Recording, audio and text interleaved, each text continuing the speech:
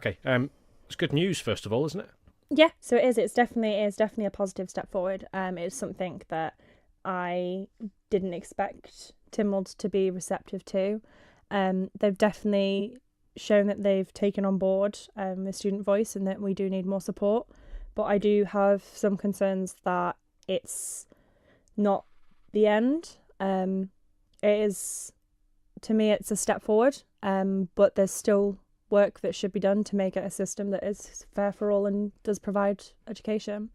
So just looking, first of all, at some of the numbers, a jump for maximum maintenance grant available going up from £5,500 a year to £7,500 a year. That, as a proportion, is a fair jump. Yeah, so the cap on the amount of maintenance given was an issue for a lot of students, in the sense of the old maintenance amount would not come close to covering your rent.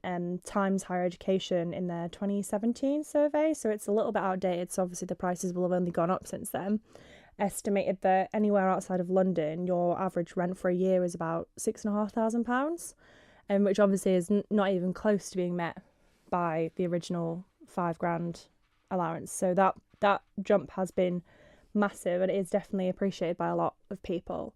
I just have concerns that the household income allowance, which again was another big issue in stopping people from being eligible, has been increased to £62,000, which again is phenomenal. But in the 2017 income report, I think it was at 2018, the 2018 earnings report, which you can find on gov.im, they said that the average weekly wage was about £724. And when you calculate that for two people, i.e. parents in a household, that comes out to about £63,500 a year, which would mean that someone who is an average earner last year does not qualify for maintenance, which to me is a cause for concern that Mr. Gugeen has said that he's helping those people that need it most. Yet average earners that aren't top dogs and aren't bottom dogs still seem to miss out.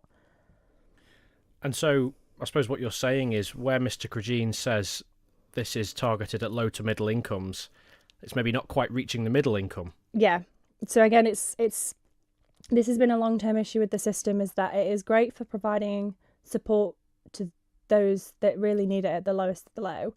But for middle income families that get by each day and work and make money but don't earn just quite enough to be able to comfortably pay, £6,500 a year for rent alone without living costs, I think even under this new system going forward, these middle families, it will be tooth and nail whether they can qualify or not. You and I spoke last summer a bit about this, first of all, and some of your concerns then were about consultation with the public from government, or perhaps a lack of. Has there been any more consultation, to your knowledge, in that time? As far as I'm aware, not. So a departmental member for education at the start of this last year suggested that there would be some form of public consultation, that it would be a good way for the government to find the evidence that they actually need about, are people open to a grant, or would they rather have a partial loan so they can get more? These are all questions that haven't been answered because there hasn't been a public consultation about it yet. So in some respects, although I've been very vocal about it, my opinion is not the only opinion, and my needs are not the only needs out there.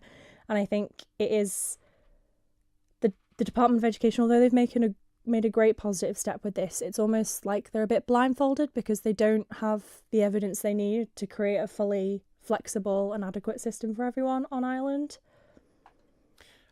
Another of the sort of major themes of your concerns, if I remember rightly, was about the standings of Manx students financially compared to their peers, maybe from the UK or from further afield. Do you think that students now are more on a par, perhaps in terms of their immediate financial comfort when they're studying? So by increasing the eligibility for the maintenance grant, it's definitely made some leeway towards making Manx and UK students financially equal. Obviously, if you're not eligible for maintenance, then you're still in the same position of you massively at a disadvantage. I think The big issue is that, like every student, Manx students will come home with massive overdraft, a lot of debt. Although it's not a loan debt that they have to pay back, the grant is fantastic in that respect. Students do still struggle financially, and I think it was announced last summer, was it? About the National Insurance Holiday Scheme for students that would be rolled out. It came into effect in this year's budget, I think, yes. Yeah. So that was announced to include students as well as employees from the UK. I think that's a great step, but again, in practice, I'm not sure how much effect it will have. I know that as a student, I've come home, finished my final year, I've come home with £1.5 grand overdraft. That obviously needs to be paid off immediately. Having to wait 12 months to have some form of benefit for returning home from the government, for me, is not that beneficial. So, in 12 months' time, if I've qualified for the National Insurance Scheme, then I've had a permanent job for 12 months, whether that's full-time in office or, full-time in a bar. I will have then, by that point in 12 months in the future, paid my overdraft off already. So I could have done that in the UK immediately, if it wasn't for being so skint all the time. So I think that's something that definitely, again, it has the right intention behind it and it is a good step forward, but there is a lot of scope for improvement.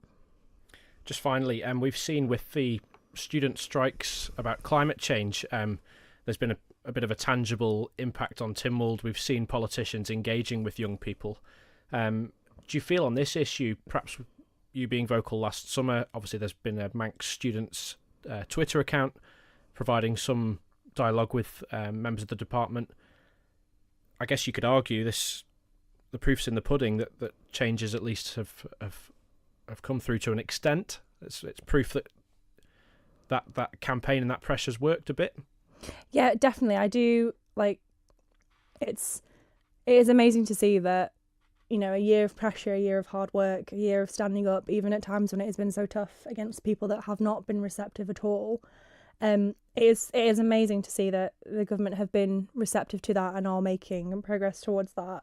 I think the important thing now is to not just take this as a token gesture and to still keep on pressuring for what we actually need fully. This new proposed system is far better than the old one, but it's still not perfect. It's still not enough for average families that are unlikely to qualify. And by extension, the headline statistic this spring, Education Minister Graham Cregeen said about 50% of graduates return back to the island. With all of these changes we've seen over the last 12 months taken as one, do you feel that figure will improve? I think something like that is a hard figure to determine anyway. There's a lot of other factors that determine whether another person is going to come back to the island. For a lot of people, they want to live in the UK and work in a big city, which is not something we can provide the same atmosphere for. For some people, it's job opportunities. For some people, it's lifestyle and culture. I know that I returned home purely out of a cost basis. I think that in the long term, encouraging students at some point to come back, whether it's immediately or in the future, I think it is a good step towards that, but I wouldn't hold my breath and say it's going to make everyone come back in drones.